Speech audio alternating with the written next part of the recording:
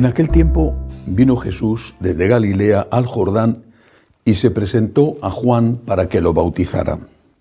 Pero Juan intentaba disuadirlo diciéndole: «Soy yo el que necesito que tú me bautices, y tú acudes a mí».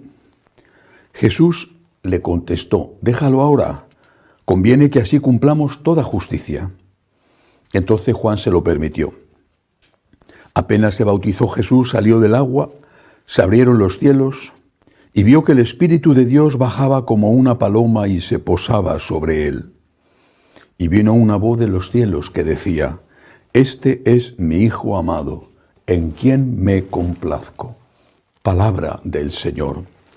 Gloria a ti, Señor Jesús. Hoy celebramos la solemnidad del bautismo del Señor, con la cual termina ya el tiempo de Navidad y comenzamos lo que se llama en liturgia el tiempo ordinario.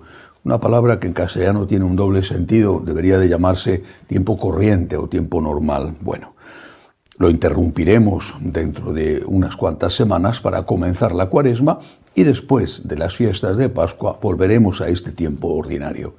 El color litúrgico normal del tiempo ordinario, salvo cuando hay una fiesta, una solemnidad o se recuerda a un santo, el color litúrgico es el verde. Son pequeñas cosas que conviene que un católico sepa y hay que decirlas de vez en cuando. En esta fiesta del bautismo del Señor, lo primero es recordar la importancia del sacramento del bautismo. Hay tres cosas que nos enseña la Iglesia. Conviene, repito, recordarlas. Cosas sabidas, pero que si no se recuerdan, como vivimos en un tiempo de bastante oscuridad y confusión, si no se recuerdan, se olvidan. Gracias al bautismo del Señor, nosotros recibimos tres inmensos regalos. Gracias a nuestro bautismo, el bautismo del Señor es el inicio de ese bautismo que recibimos nosotros. Gracias a nuestro bautismo recibimos primero el perdón de nuestros pecados. Cuando uno se ha bautizado de niño, el único pecado que tiene es el pecado original. Si uno se bautiza de adulto, recibe el perdón de todos los pecados cometidos.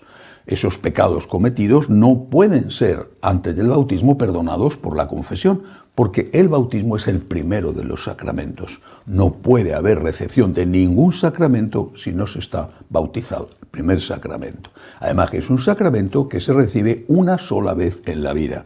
Es lo que se llama un sacramento que imprime carácter, que solo una vez se puede recibir. Por ejemplo, también el sacramento de la confirmación. Primer regalo inmenso, perdón de los pecados. Junto a este, el bautismo nos hace hijos adoptivos de Dios. Es verdad que en el Antiguo Testamento se usa el concepto de hijo de Dios referido, por ejemplo, al rey. Bueno, es con el sentido de alguien especialmente cercano a Dios. Pero en el sentido verdadero, propio del término, el único Hijo de Dios es nuestro Señor Jesucristo, segunda persona de la Santísima Trinidad. Y nosotros por el bautismo, San Pablo lo dice así, lo recuerda, por el bautismo somos hechos hijos adoptivos de Dios.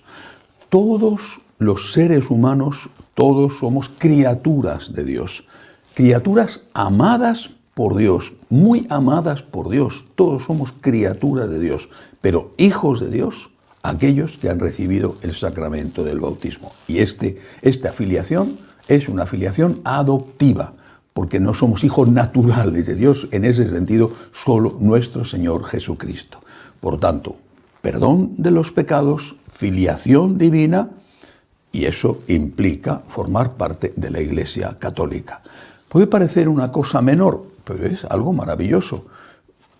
Imaginemos que en tu ciudad hay un selecto club de esos que piden una cantidad ingente de dinero para inscribirse en él, para que precisamente solo los muy ricos puedan ser miembros, socios de ese club. Imagínate que hay un selectísimo club y a ti te van a regalar una inscripción. No tienes dinero para comprarla, te van a regalar la inscripción. Te sientes muy afortunado, eres miembro de ese club, eso es un prestigio, puedes usar sus instalaciones, quizá tengan unas instalaciones deportivas o para hacer eventos. Bueno, estupendo, y presumir de que eres... La Iglesia es infinitamente más que un club, que un selecto club. La Iglesia es el cuerpo místico de Cristo. Cristo es la cabeza de la Iglesia. Nosotros estamos siendo miembros de este cuerpo místico de Cristo. Es más que un club. Ser de la Iglesia es un honor, es un privilegio y lo recibimos como un regalo desde el momento en que recibimos el bautismo. Perdón de los pecados, filiación divina, miembros de la Iglesia. Eso es el bautismo. Hoy lo recordamos y hoy renovamos también nuestro bautismo espiritualmente, porque como he dicho, es un sacramento que solo se recibe una vez en la vida. Pero quiero hablar de otra cosa hoy. Siempre me ha hecho preguntarme qué pasó con Jesús desde el momento en que, por ejemplo, él, siendo adolescente, se pierde y es hallado en el templo, hasta el momento del bautismo del Señor. Bueno, cuando él va a Jerusalén con sus padres y se queda en el templo, tendría 12 años, más o menos. Bueno, 12 años, empezaba la adolescencia. Bueno, pero después, silencio total hasta los 30 años, en que es más o menos la edad en que él va a comenzar su vida pública, sale de Nazaret, va a Jerusalén, va a donde está Juan bautizando en el Jordán, y recibe el bautismo, y a partir de ahí empieza su vida pública. Estamos hablando de que son casi 20 años, ¿no? 20 años de su vida, 18 años de su vida. ¿Qué ha hecho él en esos años? Ya no es un niño.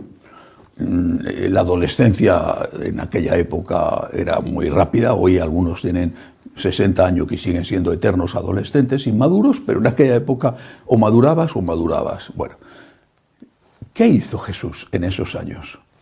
Sin duda, hizo milagros, sin duda. ¿Por qué? Porque la Virgen María en Caná sabe que hace milagros, que puede hacerlos, y por eso le pide que transforme el agua en vino. Bueno, la Virgen María sabía, no solamente tenía fe en él, sino que seguramente habría visto uno o varios, o quizá muchos milagros en casa. Pero no nos constan.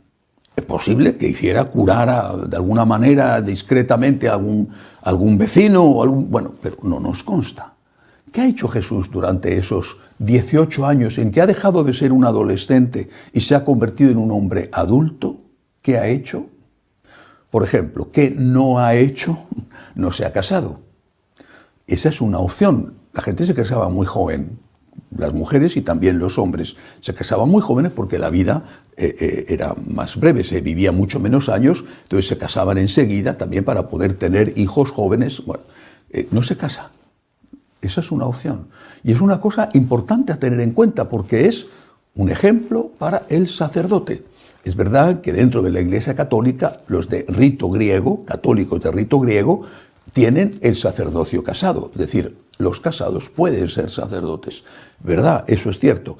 Pero Jesús es célibe. No hay que olvidarlo, hay que recordarlo hoy. Podía haberse casado, no lo hizo.